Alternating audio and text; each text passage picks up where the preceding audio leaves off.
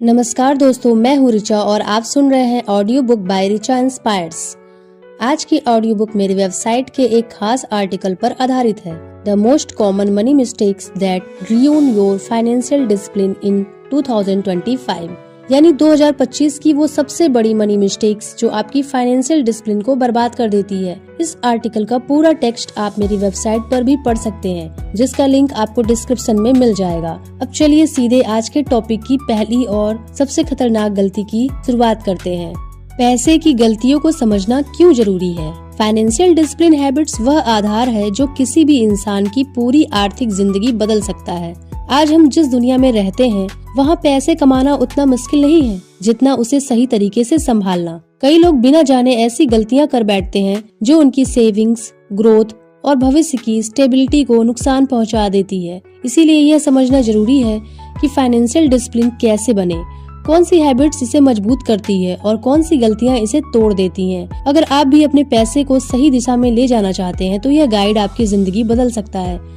अधिकतर लोग यह मानते हैं कि पैसा खत्म इसलिए हो जाता है क्योंकि कमाई कम है, लेकिन सच यह है कि गलत आदतें आपकी जेब को सबसे पहले खाली करती हैं। हर चीज सेल देखकर खरीद लेना, छोटी छोटी खर्चों को चलो रहने दो कहकर इग्नोर करना, EMI को नॉर्मल मान लेना, क्रेडिट कार्ड का बिल अगले महीने के भरोसे छोड़ देना, बिना सोचे समझे पैसे उड़ा देना, बचत को लेफ्ट ओवर मनी समझना, इन छोटी छोटी गलतियों से बजट टूटता है और फाइनेंशियल डिसिप्लिन भी टूटती है। जब आप इन मिस्टेक्स को पहचानेंगे नहीं, तब तक पैसा संभालना और बढ़ाना मुश्किल है हमारे लिए। इसीलिए आगे के सेक्शंस में हम हैबिट्स सीखेंगे जो इन गलतियों को खत्म कर देगी। सबसे पहले यह समझे कि आपका पैसा जाता कहाँ है। अगर आप अपने पैसे पर कंट्रोल पाना चाहते हैं तो सबसे पहला कदम यही है कि आप साफ साफ जाने आपका पैसा हर महीने कहाँ खर्च होता है। ज्यादातर लोग यही गलती करते हैं कि वे बस अंदाजा लगाते रहते हैं, सोचते हैं बस थोड़ा खर्च होता है, फिर सोचते हैं सारा पैसा पता नहीं कहाँ चला जाता है।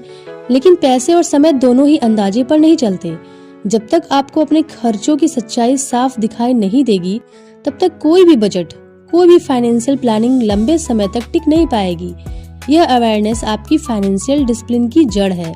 जैसे पेड़ की जड़ मजबूत हो तो पूरा पेड़ मजबूत होता है, वैसे ही अगर खर्चों की जड़ समझ में आ जाए तो आप आसानी से बचत, बजटिंग और इन्वेस्टिंग कर पाएंगे। क्यों जरूरी है ये? क्योंकि जब आपको पता चल जाएगा कि पैसा कहाँ जा रहा है, तब आप यह तय कर पाएंगे कि कहाँ कटौती करनी है, कहाँ सावधानी रखनी है और कहाँ बिल्कुल खर्च बंद करना है। बहुत बार हमें लगता है कि हम ज्यादा खर्च नहीं करते, लेकिन कॉफी है या ऑनलाइन शॉपिंग है, फूड डिलीवरी है, छोटे छोटे UPI पेमेंट, ये सब मिलकर बड़ा अमाउंट बन जाते हैं। कैसे शुरू करें? बहुत आसान तरीके हैं।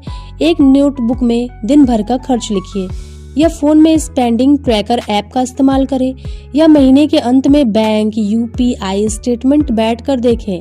एक हफ्ते की ट्रैकिंग से ही आपको साफ दिखाई देने लगेगा कि पैसा कहाँ जा रहा है और किस चीज पर बेवजह खर्च हो रहा है। इस अवेयरनेस से क्या फायदा होगा?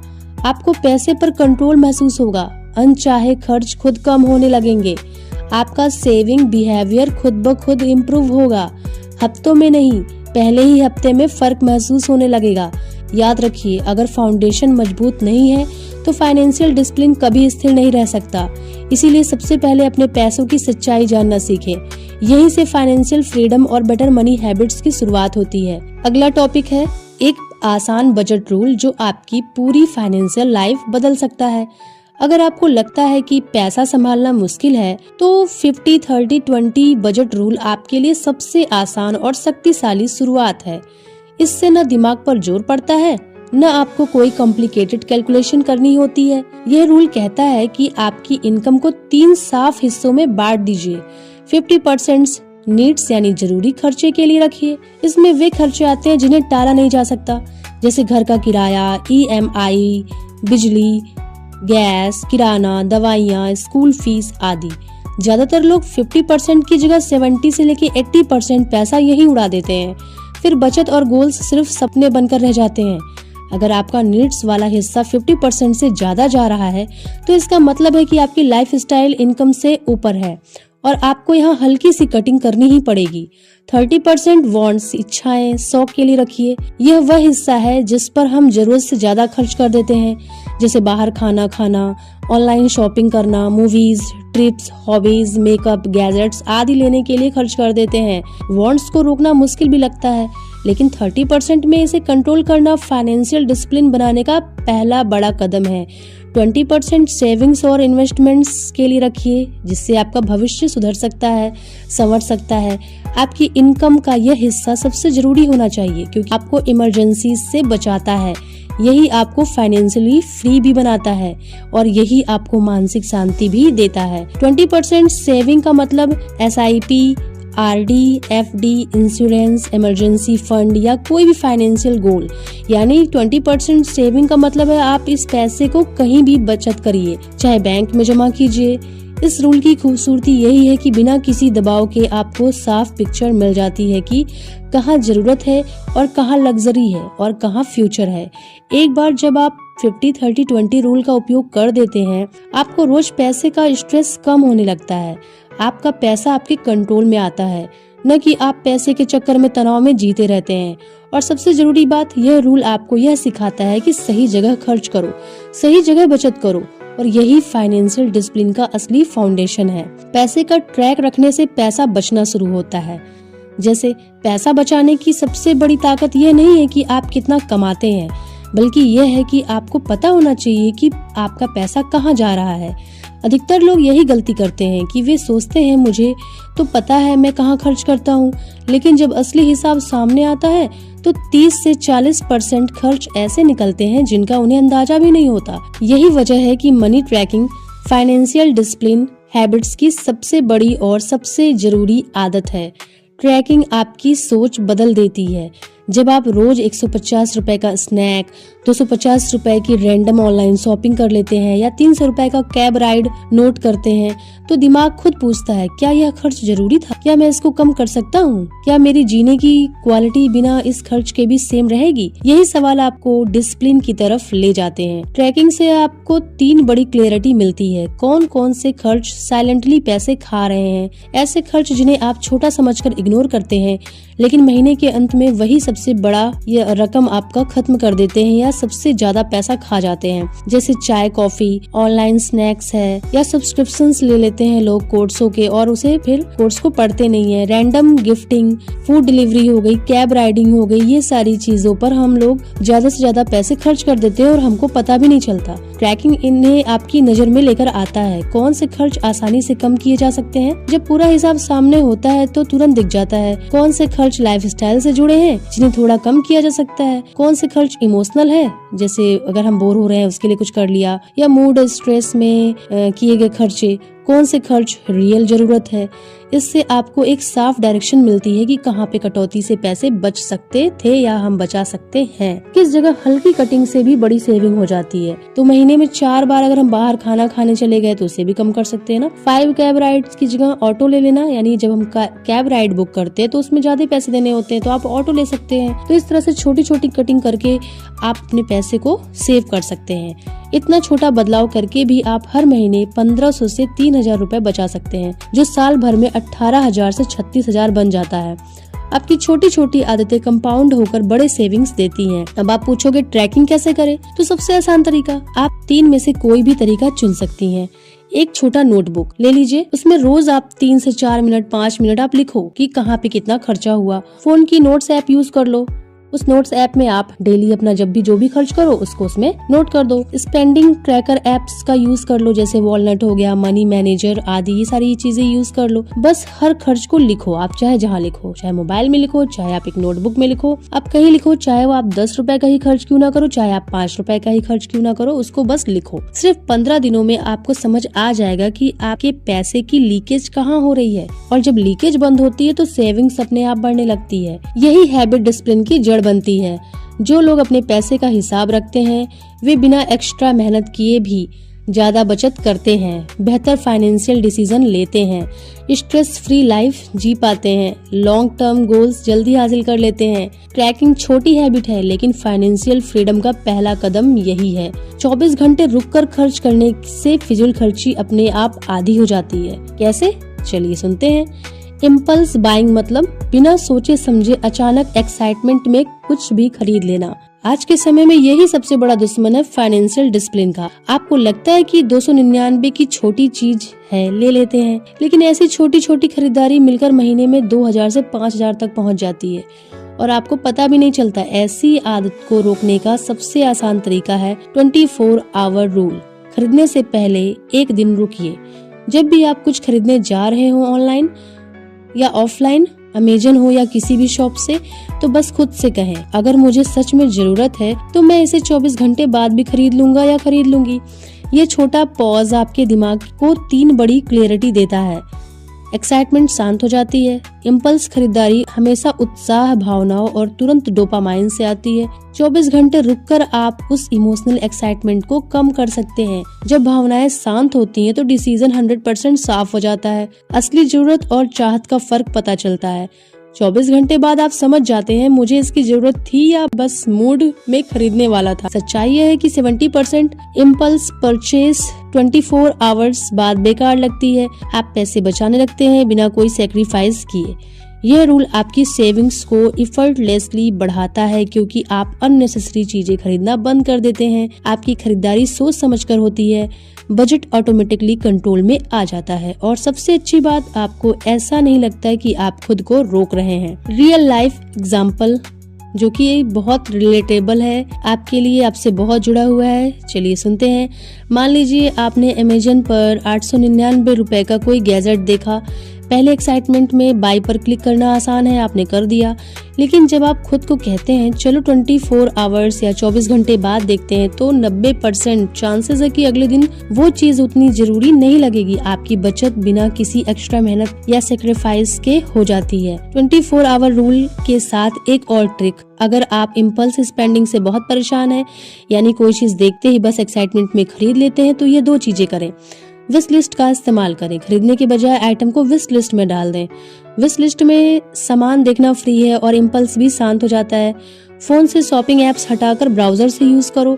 एप्स इंस्टेंट बाइंग को बढ़ाती हैं। अगर हमारे फोन में वो सारे एप्स है, शॉपिंग एप्स, तो हम लोग तुरंत उस चीज को खरीद लेते हैं। लेकिन अगर हमारे मोबाइल में वो ऐप ही नहीं है तो हम थोड़ा सा तो रुकते हैं उसके लिए कि चलो ठीक है, अभी शाम को उस ऐप को डाउनलोड कर लेंगे या थोड़ा रुक कर शॉपिंग करते हैं। तो इस तरह से वो बाइंग को रोकता है। ब्राउजर से शॉपिंग ऑटोमेटिकली स्लो हो जाती है और आवेग कम हो जाता है। 24 आवर रूल आपकी स्पेंडिंग को नेचुरल तरीके से डिसिप्लिन करता है।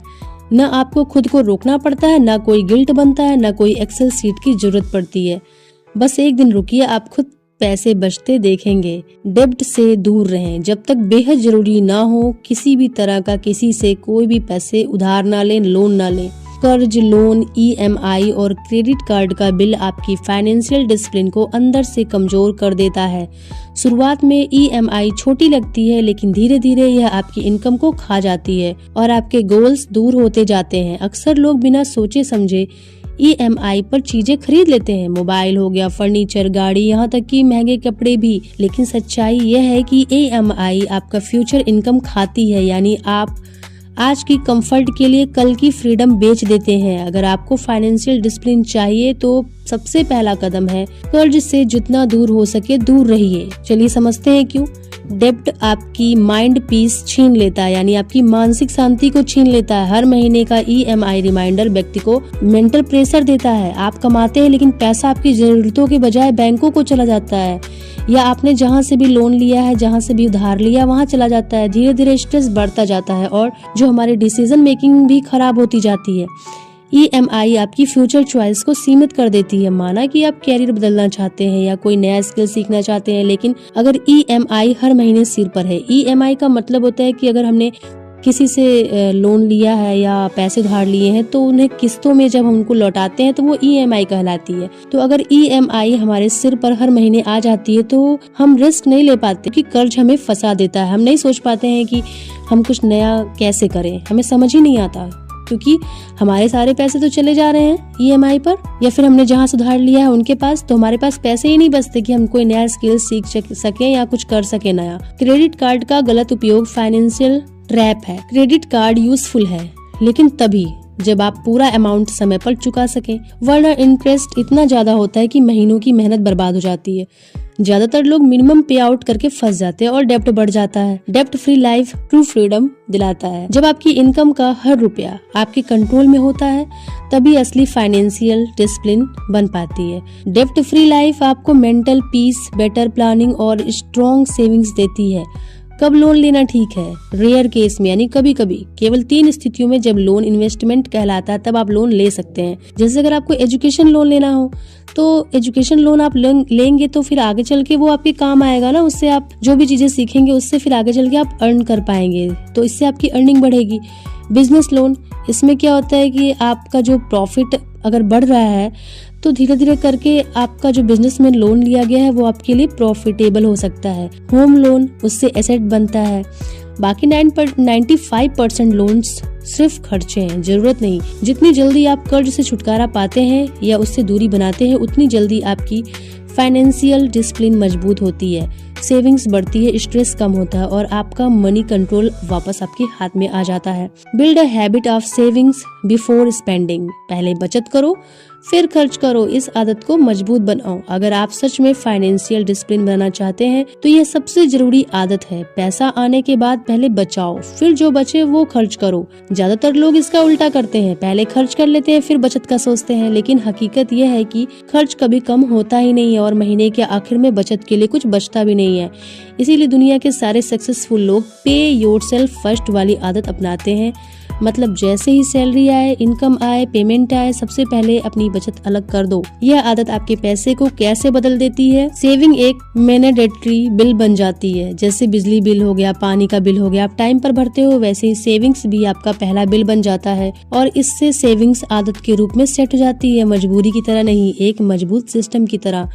स्पेंडिंग कंट्रोल अपने आप शुरू हो जाता है, यानी जब आप पहले बचत कर देते हैं तो बाकी का पैसा देखकर आपका दिमाग ऑटोमेटिकली ये सोचता है कि बस इतना ही खर्च करना है। इससे ओवर स्पेंडिंग खुद ब खुद कम हो जाता है। इमरजेंसी के लिए मजबूत कुशन बनता है। सेविंग हैबिट से एक दिन आप अपनी इमरजेंसी फंड भी तैयार कर लेते हैं तो तनाव कम हो जाता है इससे और कॉन्फिडेंस बढ़ता है। इससे छोटी फाइनेंशियल परेशानी भी बड़ी नहीं लगती। कितनी बचत जरूरी है? आप 3 तरीकों में से कोई भी चुन सकते हैं। 20% रूल, इनकम का कम से कम 20% तुरंत अलग कर दें, चाहे यूपीआई, बैंक या किसी भी अलग अकाउंट में इसको जमा कर दें। अमाउंट बेस्ड सेविंग कर सकते हो। अगर इनकम कम है तो शुरुआत में 500 से 2000 रुपए बचाना शुरू करो। बस कंसिस्टेंसी जरूरी, यानी आप लगातार उसको करो, अमाउंट बाद में बढ़ता जाता है। ऑटोमेटेड सेविंग्स कर सकते हो। बैंक में ऑटो स्वीप या ऑटोमेटिक ट्रांसफर लगा दें ताकि हर महीने आपका एक फिक्स्ड अमाउंट खुद ट्रांसफर हो जाए, इससे डिसिप्लिन टूटता नहीं है। सेविंग बिफोर स्पेंडिंग कैसे करें, सुनते हैं। स्टेप 1, इनकम आते ही 5-10 मिनट में सेविंग को अलग कर दीजिए। स्टेप 2, सेविंग्स को अलग बैंक अकाउंट या डिजिटल वॉलेट में रख दीजिए। स्टेप 3, उस पैसे को अलग दुनिया का पैसा माने जिसको छूना नहीं है आपको। स्टेप 4, स्पेंडिंग के लिए सिर्फ उतना ही पैसा रखें जितना जरूरी है। स्टेप 5, हर महीने अमाउंट थोड़ा थोड़ा करके बढ़ाते जाएं। ये आदत आपकी जिंदगी कैसे बदल देगी? आप हर महीने फाइनेंशियल स्ट्रेस से बचेंगे, इमरजेंसी की हालत में शांत रहेंगे, मनी कॉन्फिडेंस बढ़ेगा, लॉन्ग टर्म गोल्स पूरे होंगे, घर, गाड़ी, एजुकेशन, ट्रैवल आप सब कर पाएंगे। आप एक फाइनेंशियली स्ट्रॉन्ग पर्सन बन जाएंगे। मन की शांति के लिए इमरजेंसी फंड बनाइए। हम में से ज्यादातर लोग पैसे कमा तो लेते हैं लेकिन अचानक आने वाले खर्चों के लिए तैयार नहीं रहते, जैसे मेडिकल इमरजेंसी, नौकरी का जाना, घर, स्कूटर की रिपेयर या किसी फैमिली जरूरत का खर्च। इसी वजह से लोग कर्ज में फंस जाते हैं, EMI बढ़ जाती है और पूरा फाइनेंशियल सिस्टम बिगड़ जाता है। इसीलिए इमरजेंसी फंड सबसे मजबूत फाइनेंशियल डिसिप्लिन हैबिट माना जाता है। इमरजेंसी फंड आखिर है? इमरजेंसी फंड वह पैसा है जिसे आप छूते नहीं हैं, खर्च नहीं करते और सिर्फ ऐसी स्थितियों में इस्तेमाल करते हैं जहां आपके पास कोई और विकल्प ना हो। यह आपका सुरक्षा कवच है जो किसी भी मुश्किल समय में आपको कर्ज से बचाता है। कितना इमरजेंसी फंड होना चाहिए आपके पास? तो इसका एक सिंपल रूल है, 3 महीने का खर्च शुरुआती लोगों के लिए, यानी जब हम लोग बचत करना शुरू करते हैं तो 3 महीने का खर्च हमारे पास होना चाहिए कम से कम। 6 महीने का खर्च अगर हम एक सुरक्षित स्तर पर पहुंच गए हैं तो 6 महीने का खर्च। 12 महीने का खर्च अगर आप सिंगल इनकम परिवार हैं या नौकरी अनिश्चित है तो आपके पास 12 महीने का खर्च होना चाहिए कम से कम। एग्जाम्पल आप देख लो या उदाहरण जैसा कि आप समझो। अगर आपका मासिक खर्च 20,000 रुपए है, अगर महीने में आप 20,000 रुपए खर्च करते हो, तो आपके पास इमरजेंसी फंड जो होना चाहिए वो 60,000 से लेके 2,40,000 के बीच में होना चाहिए। इमरजेंसी फंड कहाँ रखें? कई लोग यह मिस्टेक करते हैं कि पैसे को घर में कैश की तरह रखते हैं, जो बिल्कुल गलत है। इमरजेंसी फंड को होना चाहिए कहाँ, तो सुनते हैं। सेविंग अकाउंट में होना चाहिए, या आप FD कर दो 1 साल के लिए। FD का मतलब फिक्स डिपॉजिट। इसमें एनी टाइम विड्रॉल की सुविधा हो कि जब चाहे तो आप पैसे निकाल सके। लिक्विड म्यूचुअल फंड, इसमें भी आप पैसा जमा कर सकते हैं। इन जगहों पर फंड सुरक्षित भी रहता है और जरूरत पड़ने पर आपको तुरंत मिल भी जाता है। इमरजेंसी फंड आपके जीवन में क्या बदलता है? मानसिक शांति। आपको हर समय यह डर नहीं रहता है कि अचानक खर्च कैसे पूरा होगा। कर्ज से आजादी मिल जाती है। मेडिकल बिल हो या रिपेयर के लिए लोन या क्रेडिट कार्ड EMI लेने की जरूरत नहीं पड़ती। बेहतर फाइनेंशियल डिसीजन आप ले सकते हो। जब आपके पास सुरक्षा कुशन होता है तो आप पैसों के फैसले डर या तनाव से नहीं लेते। फाइनेंशियल स्टेबिलिटी होती है आपके पास। धीरे धीरे आप महसूस करेंगे कि आपकी पैसे संभालने की क्षमता और कॉन्फिडेंस बढ़ रहा है। इमरजेंसी फंड बनाने का आसान तरीका, हर महीने थोड़ा थोड़ा पैसा जोड़ें। 500 से लेके 1,000 भी काफी है अगर आप हर महीने जमा करते रहते हैं। सैलरी आते ही ऑटो डिपॉजिट सेट कर दें। तेजी से इमरजेंसी फंड बनाने के लिए 1-2 महीनों तक कुछ छोटे खर्चे रोक दें। बोनस है या कैशबैक है, रिफंड्स है या छोटे मोटे एक्स्ट्रा इनकम को भी फंड में जोड़ते रहें। छोटी शुरुआत भी बड़े बदलाव लाती है। यही फाइनेंशियल डिसिप्लिन की खूबसूरती है, क्योंकि हर आदत हर व्यक्ति के लिए जरूरी है। क्यों यह आदत हर व्यक्ति के लिए जरूरी है? क्योंकि जिंदगी में अनिश्चितता निश्चित है। इमरजेंसी फंड सिर्फ बैंक बैलेंस नहीं है, यह आत्मविश्वास, सुरक्षा और मानसिक स्वतंत्रता देता है। जब आपके पास एक मजबूत इमरजेंसी फंड होता है तो वह चाहे कैसी भी स्थिति आए आप घबराते नहीं हैं, बल्कि मजबूत रहकर निर्णय ले पाते हैं। छोटे छोटे निवेश से भी बड़े रिजल्ट आते हैं। महीने में आप 500 से भी निवेश शुरू कर सकते हैं। छोटी शुरुआत बड़ा फायदा दे सकती है आपको। ज्यादातर लोग निवेश इसीलिए शुरू नहीं करते क्योंकि उन्हें लगता है कि मेरे पास पैसे ही नहीं बचते। निवेश तो अमीर लोग ही कर सकते हैं, लेकिन सच्चाई इसके बिल्कुल उलट है। निवेश हमेशा छोटे से शुरू होता है। अगर आप महीने में सिर्फ 500 रुपया भी अलग रखते हैं तो यह सिर्फ एक छोटा अमाउंट नहीं है, ये एक माइंडसेट है। मैं अपने भविष्य की जिम्मेदारी खुद ले रहा हूँ या ले रही हूँ। छोटा निवेश इतना जरूरी क्यों है? हैबिट्स बनती है, डर खत्म होता है। पहला कदम हमेशा मुश्किल होता है, लेकिन जैसे ही आप हर महीने 500 से 1,000 रुपए ऑटो डिपॉजिट करते हैं या जमा करते जाते हैं तो दिमाग धीरे धीरे इसे नॉर्मल मानने लगता है। फिर आगे चलकर 2,000 से 5,000 या उससे भी ज्यादा निवेश करना आसान हो जाता है। कम पैसे से भी कंपाउंड इंटरेस्ट का जादू शुरू हो जाता है। निवेश का रूल सिंपल है, जितनी जल्दी शुरू करोगे उतना ज्यादा बढ़ता जाएगा, क्योंकि कंपाउंड इंटरेस्ट समय के साथ पैसे को मल्टीप्लाई करता है। 500 रुपए हर महीने डालने वाला व्यक्ति 10 से 15 साल में इतनी बड़ी ग्रोथ देख सकता है कि उसे लगेगा काश मैंने इससे भी ज्यादा जमा किया होता या इससे भी पहले शुरू किया होता। डिसिप्लिन मजबूत होता है। अगर आप छोटी SIP चलाते हैं तो दिमाग ऑटोमेटिकली खर्च कंट्रोल करता है, क्योंकि उसे पता है कि हर महीने एक इन्वेस्टमेंट जाना ही है। इससे आपका पूरा फाइनेंशियल बिहेवियर सुधरता है। आवेगपूर्ण खर्च कम होता है। ज्यादा प्लानिंग कर पाते हैं फ्यूचर के लिए। सेविंग प्लस इन्वेस्टिंग का बैलेंस हो पाता है। फ्यूचर में फाइनेंशियल सिक्योरिटी बढ़ती है। भविष्य में इमरजेंसी, एजुकेशन, हेल्थ या कोई लाइफ गोल हो, इन सब के लिए पैसे की जरूरत होती है। अगर निवेश की आदत शुरुआती समय में बना ली तो बाद में ये पैसा आपका स्ट्रॉन्गेस्ट सेफ्टी नेट बनता है। ऑप्शंस भरपूर है आपके पास, कम पैसों में भी। आजकल 100 रुपए से लेके 500 तक निवेश करने के इतने आसान रास्ते हैं। SIP इन म्यूचुअल फंड्स, यानी आप म्यूचुअल फंड में SIP जमा कर सकते हैं। Recurring deposits, digital gold, index funds, smallcase, post office schemes, government backed schemes, इन सब का भी आप यूज कर सकते हो। यहाँ भी अपने पैसे को आप निवेश कर सकते हो, लगा सकते हो अपने पैसे को यहाँ पर। यानी कि मेरे पास ज्यादा पैसा नहीं है अब एक बहाना नहीं रहा। छोटा निवेश बड़ी आदत। निवेश की दुनिया में अमाउंट बड़ा होना जरूरी नहीं है, आदत बड़ी होनी चाहिए। अगर आप 500 रुपया भी डिसिप्लिन से हर महीने लगाते हैं तो आप उन लोगों से बहुत आगे निकल जाते हैं जो सालों से मैं कल करूंगा, मैं कल शुरू करूंगा कहते रहते हैं।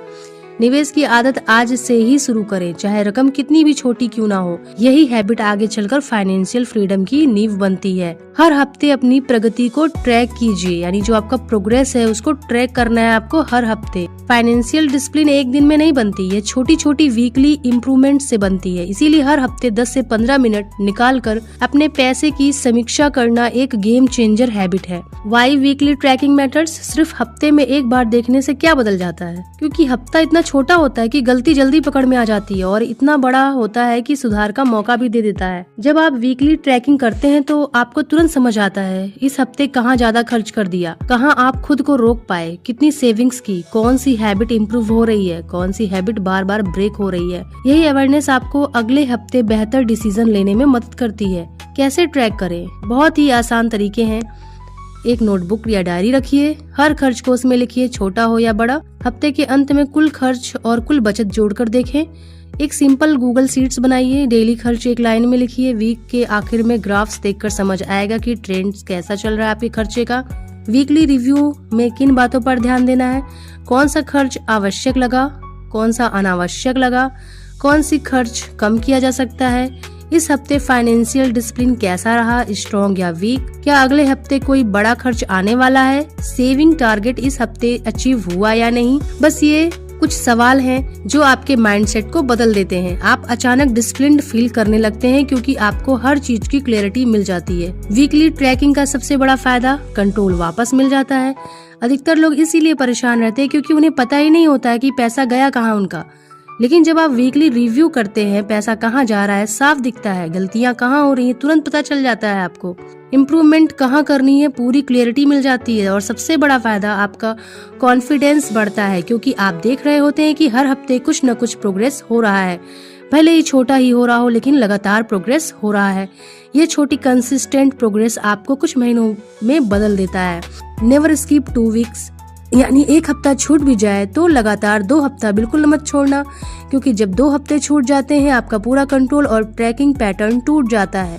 कंसिस्टेंसी ही आपको फाइनेंशियली स्ट्रॉन्ग बनाती है। बस 10-15 मिनट हर हफ्ते आप दीजिए, यही आपकी फाइनेंशियल डिसिप्लिन को मजबूत नींव देता है। अपनी पहचान बदलिए, पैसा अपने आप बदलने लगेगा। फाइनेंशियल डिसिप्लिन सिर्फ हिसाब किताब रखने का नाम नहीं है या आइडेंटिटी का खेल है। दिमाग हमेशा उसी के जैसा बनना चाहता है जैसा आप खुद को बताते हैं। इसीलिए अगर आप रोज खुद से कहते हैं मैं पैसे के मामले में बहुत कमजोर हूँ, मेरे हाथ में पैसा टिकता ही नहीं, सेविंग से मेरे बस की बात नहीं, तो आपका दिमाग उसी पहचान को सच कर देगा। लेकिन जैसे ही आप अपनी आइडेंटिटी बदलते हैं, आपकी हैबिट्स अपने आप बदलने लगती है। आइडेंटिटी बदलने के लिए क्या करें? खुद को नया टैग दीजिए। दिन में एक बार खुद से कहिए, मैं एक फाइनेंशियली डिसिप्लिन्ड इंसान हूँ, मैं पैसे को समझदारी से चलाता हूँ या चलाती हूँ, मैं हर महीने अपनी वेल्थ बढ़ा रहा हूँ या बढ़ा रही हूँ। शुरू में यह लाइन नकली लगेगी, लेकिन दिमाग धीरे धीरे इसे सच मानने लगेगा और एक्शन भी उसी हिसाब से देखने लगेंगे। छोटे छोटे फाइनेंशियल प्रूफ्स बनाइए। हर डिसिप्लिन्ड हैबिट्स एक छोटा सबूत होती है कि आप पैसा समझदारी से संभालते हैं। उदाहरण, 20 रुपया भी बचाया तो यह डिसिप्लिन्ड पर्सन का प्रूफ है। एक खर्च अवॉइड किया तो ये एक और प्रूफ है। 5 मिनट खर्च ट्रैकिंग किया गया, यह भी एक और प्रूफ है। EMI अवॉइड की, यह सबसे बड़ा प्रूफ है कि आप एक डिसिप्लिन्ड पर्सन हैं। जब आपके दिमाग में ऐसे दर्जनों छोटे छोटे प्रूफ्स जमा होते हैं, आपकी आइडेंटिटी मजबूत होती है। पैसे के फैसले भावनाओं से नहीं, पहचान से लें। मान लीजिए आप कुछ इम्पल्सिवली खरीदना चाहते हैं, उस वक्त आप खुद से सिर्फ एक लाइन पूछें, क्या एक फाइनेंशियली डिसिप्लिन्ड व्यक्ति यह करेगा? अगर जवाब नहीं है तो आपका डिसीजन तुरंत बदल जाएगा, बिना गिल्ट, बिना मजबूरी, सिर्फ आइडेंटिटी की वजह से। फ्यूचर सेल्फ का चित्र दिमाग में रखें। 5 साल बाद अपने आप को इमेजिन करें कि आपकी क्या स्थिति होगी, आपके पास क्या होगा। 0 डेप्ट होगा, यानी आपके पास बिल्कुल कर्जे नहीं होंगे। रेगुलर सेविंग्स, आप हमेशा बचत रेगुलर करते होंगे। साइड इनकम भी होगी आपके पास, इमरजेंसी फंड रेडी हो जाएगा, इन्वेस्टमेंट्स ग्रो होता जाएगा। माइंड पीसफुल, यानी कि दिमागी शांति रहेगी, डिसीजंस क्लियर होंगे आपके। अब खुद से पूछे, उस फ्यूचर वर्जन के लिए आज मुझे कौन सी आइडेंटिटी चाहिए, कौन सी पहचान चाहिए। यही विजुअलाइजेशन आपके एक्शंस को रोज गाइड करेगी। खुद को उस तरह से ट्रीट करें जैसे एक फाइनेंशियली स्ट्रॉन्ग इंसान खुद को करता है। कैश हैंडलिंग क्लियर, बर्बादी 0। पैसे का रिस्पेक्ट करना सीखिए, सोच समझकर डिसीजन लीजिए। हर काम में प्रायोरिटीज क्लियर होनी चाहिए। आइडेंटिटी कभी अचानक नहीं बनती, आइडेंटिटी रोज एक छोटे छोटे स्टेप से बनती है। अगर आइडेंटिटी बदली तो पूरी फाइनेंशियल लाइफ बदलेगी। जब आप अपनी पहचान फाइनेंशियल डिसिप्लिन से जोड़ते हैं तो पैसा सिर्फ कमाया नहीं जाता, बल्कि पैसा कंट्रोल किया जाता है, ग्रो किया जाता है और प्रोटेक्ट किया जाता है। अगर आपको यह लेख उपयोगी लगा हो तो इसे अपने दोस्तों और परिवार के साथ जरूर शेयर करें और हमारी वेबसाइट richainspires.in पर विजिट जरूर करें। इसका लिंक आपको डिस्क्रिप्शन में मिल जाएगा। जो अभी आपने सुना इसको आप लिखित रूप में पढ़ भी सकते हैं।